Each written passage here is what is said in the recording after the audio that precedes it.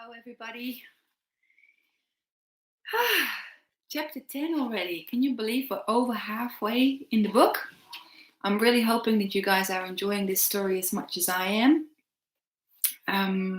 It's still the holidays. Today I've been thinking about what the next book might be, how we can maybe use this to have a few chats and a few things going on to help us with our reading, to become better readers, because it's fun, but we also want to become better readers. So if you've got any ideas about that, what you would like to read next, start thinking about it and let me know. I can see that somebody has joined me already. It might be Miss Shin. If it's Miss Shin, hello, Miss Shin. I miss you. I'm going to have a chat with Miss Shin tomorrow, so I'm looking forward to that. Chapter 10. I had never seen a really cruel person until I saw Tangle of Kamanyaka. He came across the river of the ancient rivers in his golden sloop, and I was standing there waiting with Matthias. It was Jonathan who had sent me. He wanted me to see Tangle. He said, because then you will understand better why people here in the valley toil and starve and die with but one thought and one dream, to see their valley free again. High up in the mountains of the ancient mountains, Tangle had his castle. He lived there, only occasionally crossing the river to Wildrose Valley to strike terror into the children and into the adults, so that no one would forget who he was or begin to even dream too much about freedom, Jonathan said. At first, I could hardly see anything, as there were so many Tangle soldiers in front of me, rows and rows of them to protect Tangle while he was in Wildrose Valley. I suppose he was afraid, because an arrow might come whistling out of some hidden corner one day. Tyrants are always afraid, Jonathan had said, and Tangle was the worst of all tyrants. No, at first we could see nothing, neither Matthias nor I, but then I found out what to do. They stood there so cocksure and with their feet wide apart, Tangle soldiers, that if I lay down flat on my stomach behind the one with his legs farthest apart, I could see through them.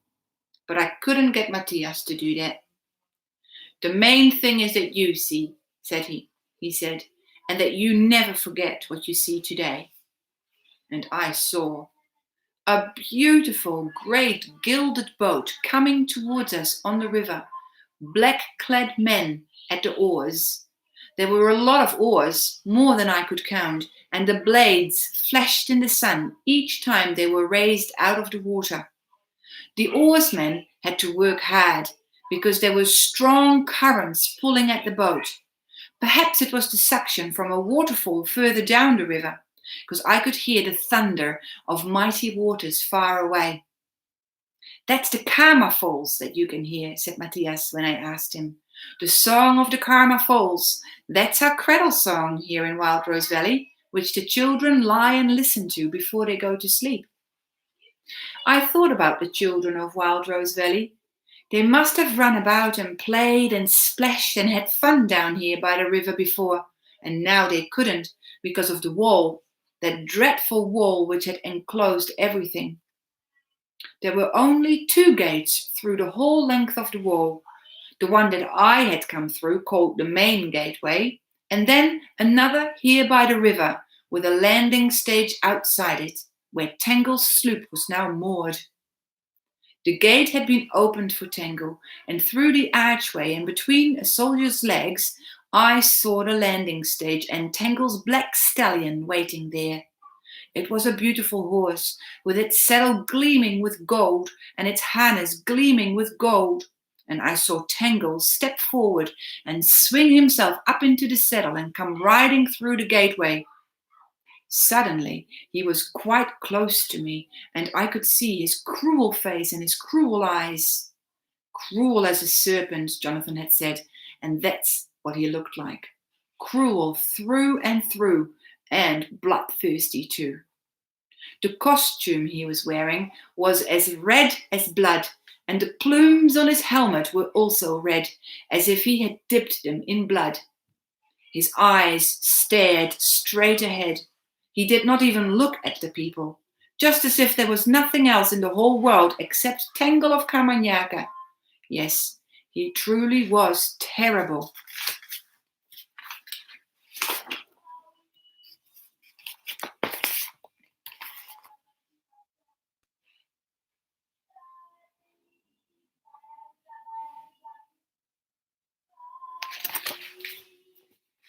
Everyone in Wild Rose Valley had been ordered to come to the village square where Tangle was going to speak to them. Matthias and I went there too, of course. It was such a fine and pretty little square. That little picture that I just showed you guys, I think that was a picture of him on the square.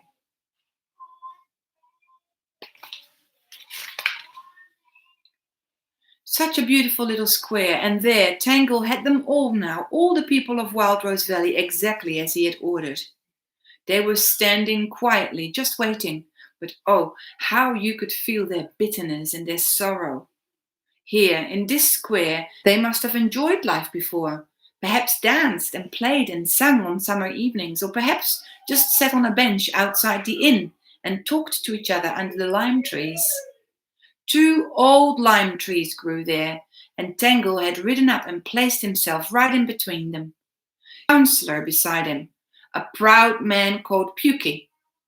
Matthias told me Pukie had a white horse, almost as beautiful as Tangle's black one, and they sat there like 2 potentates on their horses, just staring straight ahead.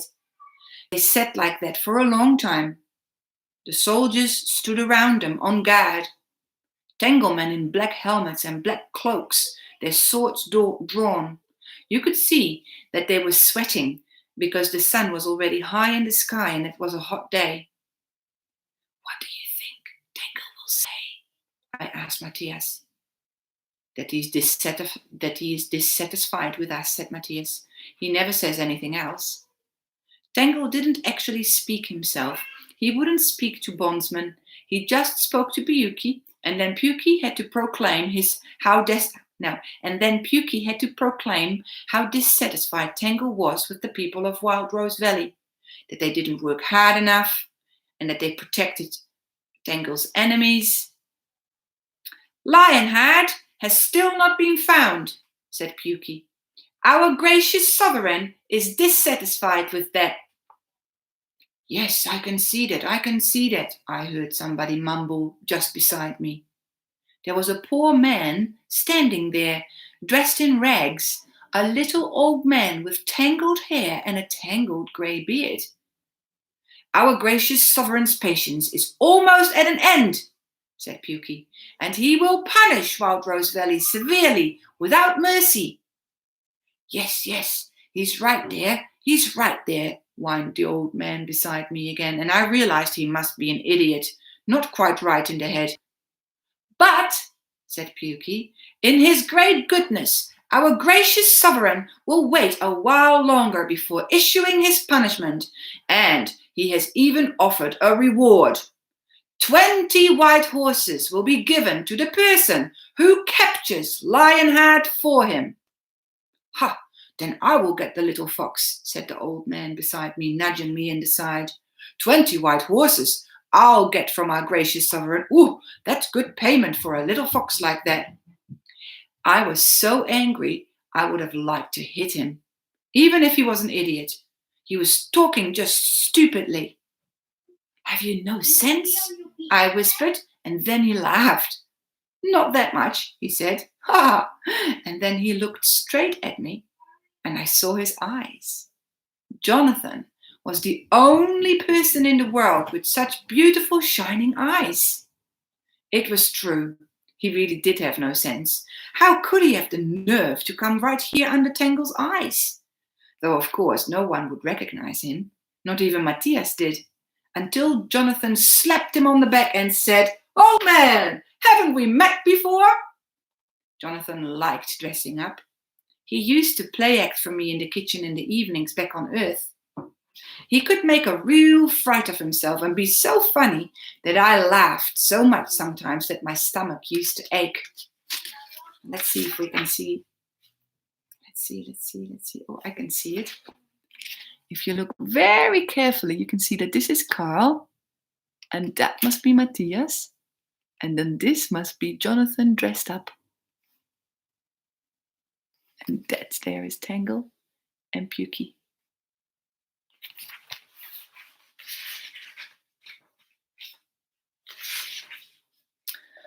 Now here in front of Tangle, it was almost too cheeky that he was dressed up. I must see what happens too, he whispered, and he wasn't laughing then, because there was nothing to laugh at. Tangle made all the men of Wild Rose Valley stand in a row in front of him, and with his cruel forefinger he pointed which of them were to be taken across the river to Kamanyaka. I knew what that meant, for Jonathan had told me. None of those whom Tangle pointed out would ever come back alive. They would have to toil in Kamanyaka and haul stones up to the fortress which Tangle was having built on the top of the mountain of the ancient mountains. A fortress that could never be conquered by an enemy. It was to be, and there Tangle was to sit in his cruelty year in and year out and at least feel safe. But a great many slaves and bondsmen went into building such a fortress, and they had to toil until they fell. And then Katla gets them, Jonathan had said. When I remembered that, I shuddered in the warm sunlight in the square while Tangle was pointing, only a little bird high up in the top of a tree above him, singing and trilling just so beautifully, unaware of what Tangle was actually doing down there under the lime trees. And then there was the weeping. It was pitiable to hear how they cried, all those women who would lose their husbands and all the children who would never see their fathers again. Everyone wept, and I did too. Tangle did not even hear the crying. He just sat on his horse and pointed, and the diamond on his forefinger flashed every time he condemned someone else to death. It was terrible. He condemned people to death with nothing but his forefinger. But one of the men he pointed at must have gone mad when he heard his children crying, because suddenly he broke out of the line, and before soldiers could stop him, he rushed up to Tangle. "Tyrant!" he shouted. "One day you will die too. Have you thought about that?" And then he spat on Tangle. Tangle did not move a muscle. He just made a sign with his hand, and the soldier nearest raised his sword. I saw it flashing in the sunlight, but at that moment Jonathan grasped the back of my neck and pressed me into his chest, hiding my face so that I saw no more. But I felt, or perhaps I heard, the sobs in Jonathan's breast as we walked home. He was crying, which he usually never does. They grieved in Wild Rose Valley that day. Everyone grieved. Everyone except Tangle's soldiers. On the contrary, they were pleased every time Tangle came to Wild Rose Valley, because he would give all Tangle men a feast. The blood from the wretched man who had been killed had hardly time to dry in the square when a huge vat of beer was brought there, and pigs were roasted on spits so that the fumes lay thick over Wild Rose Valley, and all the Tangle men ate and drank and boasted about Tangle, who gave them so many good things. "But they're Wild Rose Valley's pigs they're eating, the bandits," said Matthias, "and Wild Rose Valley's beer that they are drinking." Tangle himself was not at the feast. When he had finished pointing, he had gone back across the river. And now he's probably sitting contently there in his castle, thinking he struck terror into Wild Rose Valley, said Jonathan as we walked home. He probably thinks that there is nothing left here but terrified slaves. But he's wrong, said Matthias. What he doesn't understand, that Tangle, is that he can never subdue people who are fighting for their freedom and who stick together as we do. We went past a little house with apple trees all round it, and Matthias said, that's where the man they killed lived.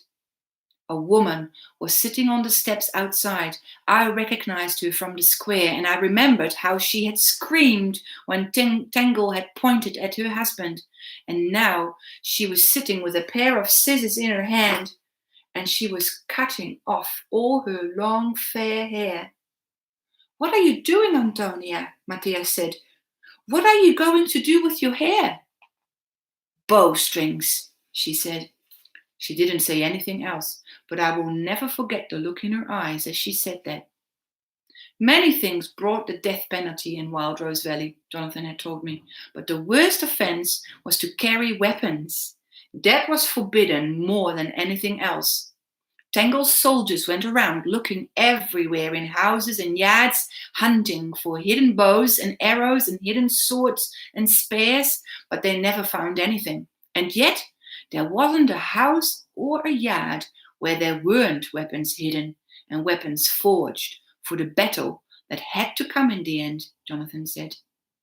Tangle had also promised white horses as a reward for those who revealed secret weapons hoards. "How foolish," said Matthias. "Does he really think that there is a single traitor here in Wild Rose Valley?" "No, it's only in Cherry Valley that there is one," said Jonathan sadly. Yes, I knew it was Jonathan walking there beside me, but it was difficult to remember it, the way he looked with that beard and those rags. "Jossie hasn't seen what we've seen of cruelty and oppression," said Matthias. "Otherwise, he could never do what he's doing." "I wonder what Sophia's doing," said Jonathan, "and I'd like to know if Bianca got there alive."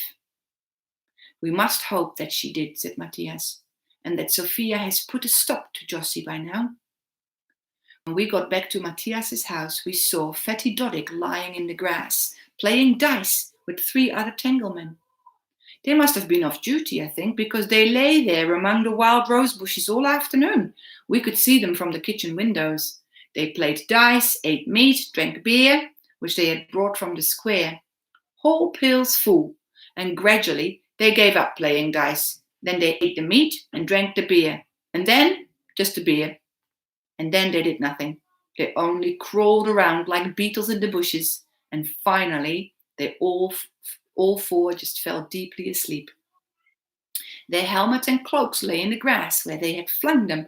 No one could drink beer in thick woolen cloaks on such a warm day, could they? "But if Tangle knew, he would have them flogged," said Jonathan.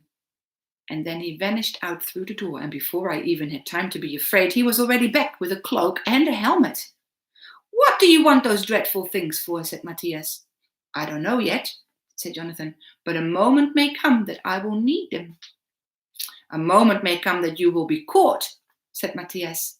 But Jonathan just tore off his beard and rags and put on the helmet and cloak, and there he stood, looking just like a Tangleman. It was horrible, actually. Matthias shuddered and asked him, for God's sake, to hide the dreadful things in the hideout. Jonathan did so. Then we lay down and we slept for the rest of the day, so I don't know what happened when Fatty Doddick and his companions woke up and started sorting out whose helmet and whose cloak had gone.